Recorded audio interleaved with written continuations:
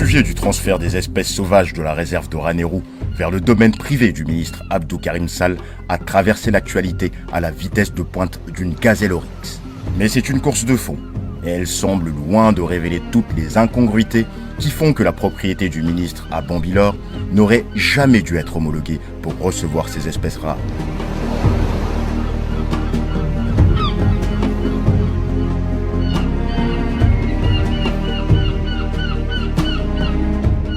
Les spécialistes de la faune préfèrent parler d'Oryx algazelle, cette espèce déclarée éteinte au niveau mondial à la fin des années 80. La survie de l'espèce repose aujourd'hui sur des projets de réintroduction sur les populations captives. On n'en trouve que dans 3 pays au monde, Sénégal, Maroc et Tunisie. C'est aussi pour ça que le caprice du ministre Abdou Karim Sall pour avoir ces Oryx algazelle passe très mal aux yeux de techniciens. Notre enquête révèle pourquoi les oryx n'auraient jamais dû se retrouver dans la propriété du ministre. Cette espèce-là n'est pas faite pour une ferme, non. 4-5 hectares, c'est pour des moutons ou des vaches. Mais quand même, il y a ce qui est normal et ce qui ne l'est pas. Une zone réservée uniquement pour ces espèces, il m'est très difficile vraiment en tant que maire de le voir et de le croire.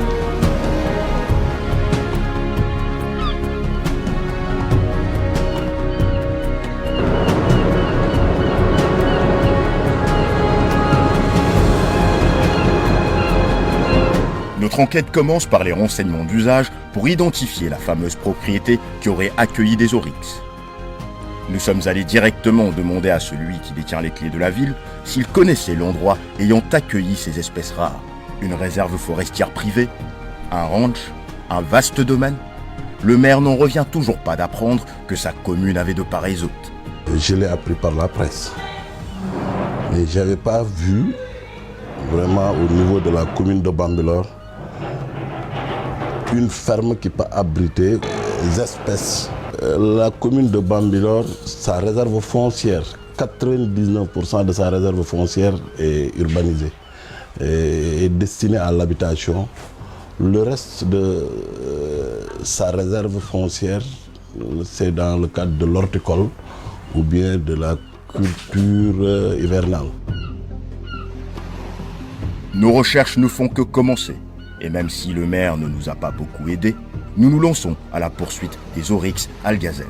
Ici, le ministre Abdou Karim Sall, nouveau propriétaire d'une ferme depuis 2014, doit être un voisin bien discret et pas connu des habitants. Mais il suffit d'évoquer le nom de l'ancien propriétaire Baye Khalid Diouf pour qu'on vous mette sur le chemin. Nous voilà fixés entre route latérique, chemin de sable et devoir se frayer un chemin entre les petites herbes. Dans ce décor de champs en friche, un périmètre détonne par la hauteur de son mur de clôture et un imposant portail rouge. Voici, dressée devant nous, la fameuse propriété du ministre Abdou Karim Sall. Évidemment, personne ne nous ouvre la porte et nous ne sommes pas les bienvenus par l'ouvrier qui entrouvre le portail pour nous questionner sur l'objet de notre présence dans les alentours. Nous décidons d'explorer autour du périmètre. On entend des voix, preuve de la présence humaine. Des ouvriers en bâtiment travaillent sur une bâtisse. Nous les abordons. Mais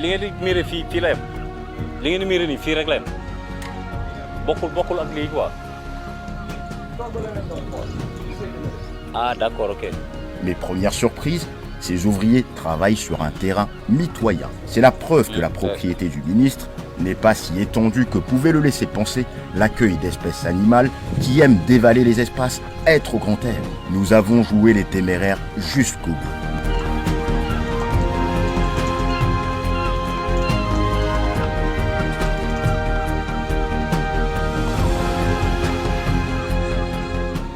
Monter les murs, jeter un coup d'œil dans la propriété à travers les trous dans le mur, cela donne déjà une idée de l'exploitation. Principalement en élevage de bovins, une trentaine de têtes approximativement. 2 à 3 enclos ayant servi de poulailler à l'ancien propriétaire.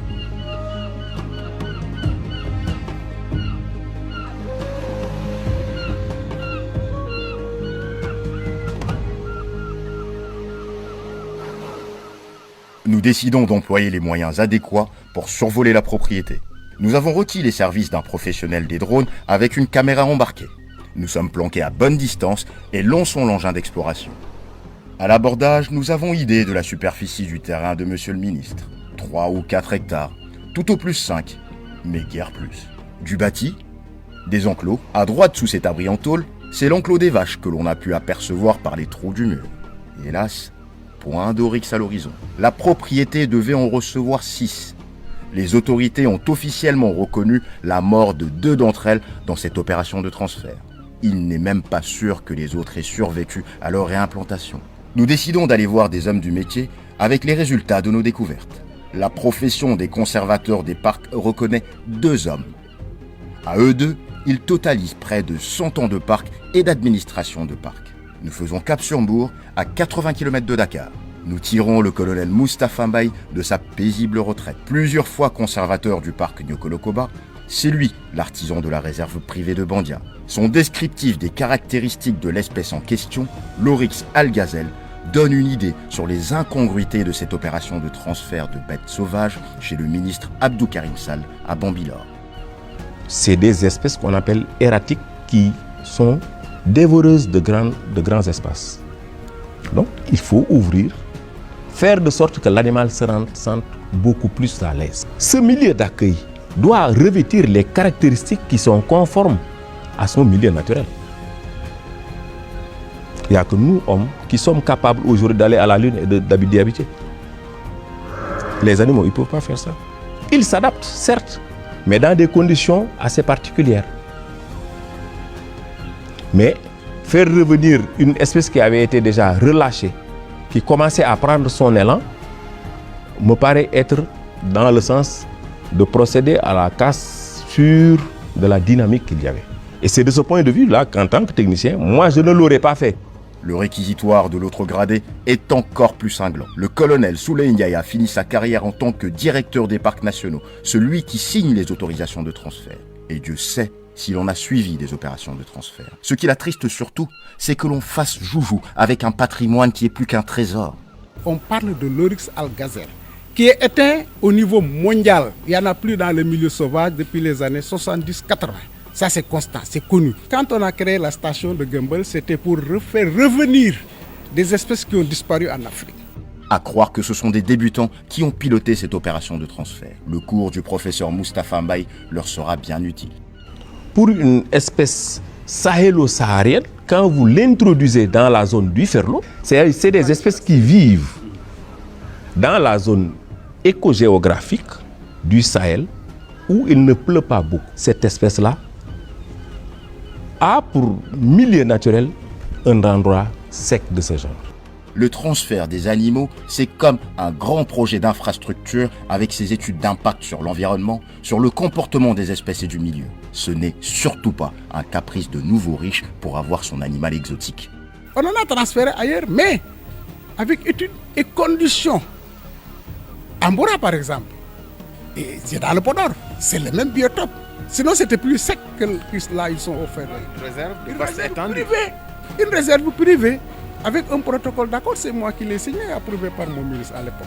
Vaste étendue quand même. Oui, avec toutes les commodités. Et avant de mettre un seul animal, on est allé voir, inspecter. J'ai fait modifier certaines choses. Il fallait les mettre en quarantaine dès que ça arrive. Et ça, c'est le principe du transfert. Pour transférer des animaux, les prendre brutement d'un milieu naturel et les lâcher dans un autre milieu naturel. Et l'ancien directeur des parcs, qui lui-même est à l'origine de la création de l'une des attractions phares du Sénégal d'aujourd'hui, la réserve de Fatala, où on aime à marcher avec les lions, donne une idée de l'échelle de grandeur qu'il faut envisager pour le repiquage d'animaux sauvages. J'ai créé des réserves, j'ai fait des transferts, mais en respectant le minimum et en respectant le milieu naturel dans le plus propice pour l'animal. Et quand vient le moment de soumettre à nos experts notre découverte sur l'assiette foncière réservée à nos oryx, on ne sait pas si leur dépit est plus pour l'aspect dérisoire du terrain ou bien pour les techniciens qui ont validé un tel projet. Je vois des bâtiments là-dedans, donc je ne sais pas à quoi ça rime.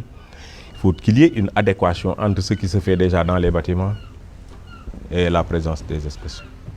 Moi, à mon avis, s'il n'y avait pas de bâtiment et que le climat répondait aux exigences de l'espèce dans ce domaine, j'aurais mieux compris. Apparemment, pour 6 individus, ça me paraît être un espace assez restreint. Ça en arrache presque une larme au colonel Souley. Pour se passionner, un des rares spécialistes sénégalais de la faune, c'est presque de la maltraitance contre les animaux que d'avoir imaginé introduire des gazelles oryx ici. Cette espèce-là n'est pas faite pour une ferme, non. Une ferme de 4-5 quarts. Je ne sais pas comment les gens ont imaginé maintenir ces animaux dans cet espace pour un animal qui peut faire 40, 30, 20 km par jour à la recherche de pâturage ou d'eau ou machin. Mais ils ont besoin d'espace.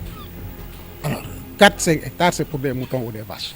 Si c'est un caprice que d'avoir son animal sauvage dans sa propriété, dans sa maison, ces gradés qui ont passé toute leur vie dans les parcs et fermes et qui connaissent mieux que quiconque les animaux seraient en droit de réclamer leurs spécimens. Et pour sûr, ça ne serait pas qu'un caprice.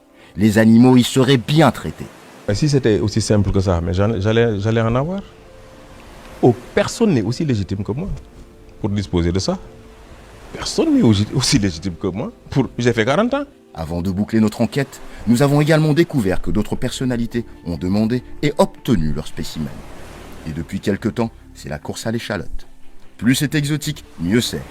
Un des ministres a demandé des guibarnachés, autre espèce rare, pour sa ferme du Ferlo. Inutile de dire que l'envergure politique s'impose aux techniciens qui assistent presque impuissants au saccage de la faune. Ceux qui sont en poste actuellement à des directions de parc ne méritent pas cela. Leurs aînés ont sué à grosses gouttes afin de mettre en place la réserve de Gumble qui constitue la souche qui repeuple nos parcs. Nous avions entendu la défense du ministre Abdou Karim Sall qui semblait se réfugier derrière l'avis des techniciens qui ont validé ce transfert afin de pouvoir se regarder dans la glace. Nous avons désespérément tenté de le joindre pour le confronter à l'exigence de bien-être de ces espèces qui ne vivent qu'au grand air. Il savait au moins qu'il n'avait qu'une fermette. Tant qu'il peuplait sa ferme de vaches et de chèvres, personne n'aurait pipé mot. On n'aurait rien eu à redire. Et demain, peut-être que les caprices de ces ministres et nouveaux riches vont les pousser à chacun vouloir avoir son tigre, son lion blanc. Si seulement le risque n'était que pour eux, on comprendrait. Mais la cohabitation inappropriée avec les espèces sauvages a causé à l'humanité la pandémie du Covid-19 que l'on peine à maîtriser. Et demain, peut-être le nouveau coronavirus du Sénégal. Origine oryx, algazelle. Monsieur le ministre, nous tentons... Monsieur le ministre, bonjour, Ablaï Cissé pour TFM. Monsieur le ministre, nous tentons désespérément de vous joindre pour évoquer avec vous la préservation de la faune en rapport avec cette affaire de transfert de gazelles dans votre propriété de Bambilor. Ce serait super cool si vous pouviez nous rendre l'appel. Merci, merci beaucoup.